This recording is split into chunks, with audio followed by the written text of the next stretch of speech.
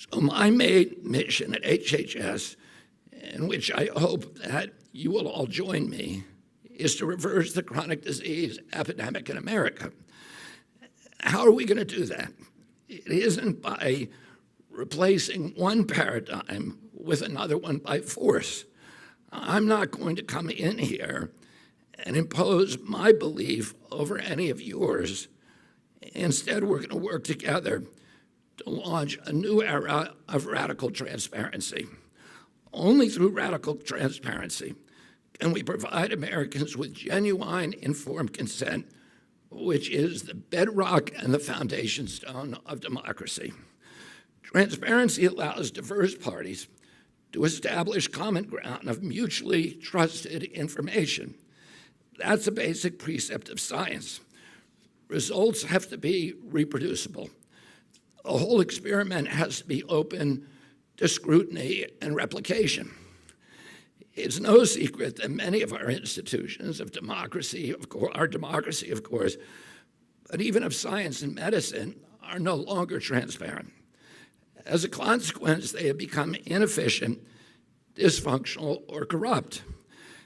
They have fallen captive to the profit-making industries. They have stagnated in bureaucratic secrecy and in siloing. They have lost touch with ordinary citizens. But here's the paradox that a lot of crusaders need to understand. Most of the people who work in these institutions and agencies and organizations are competent, ethical, and caring, and idealistic. I think that's especially true at HHS.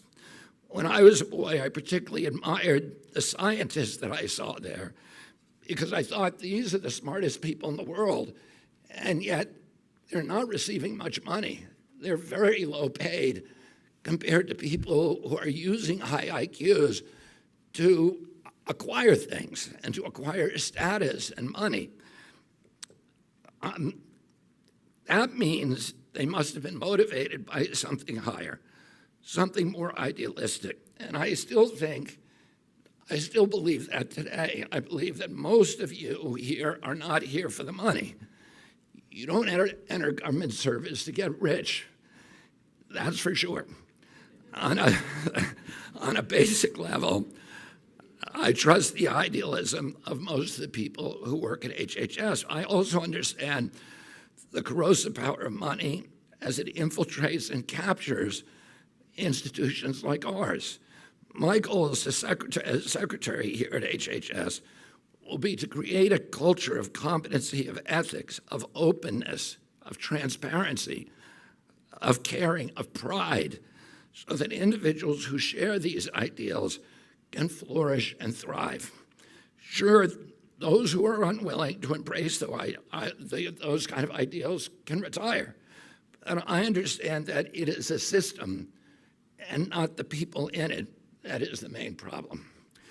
This is how the agencies under the HHS umbrella will recover their reputations as unimpeachable sources of scientific information to guide policymaking, medical professionals, the public, and the whole world.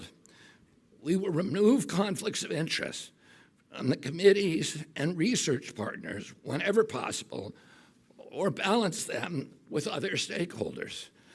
We will shut the revolving door to reestablish public trust. We will make our data and our policy process so transparent that people won't even have to file a FOIA request.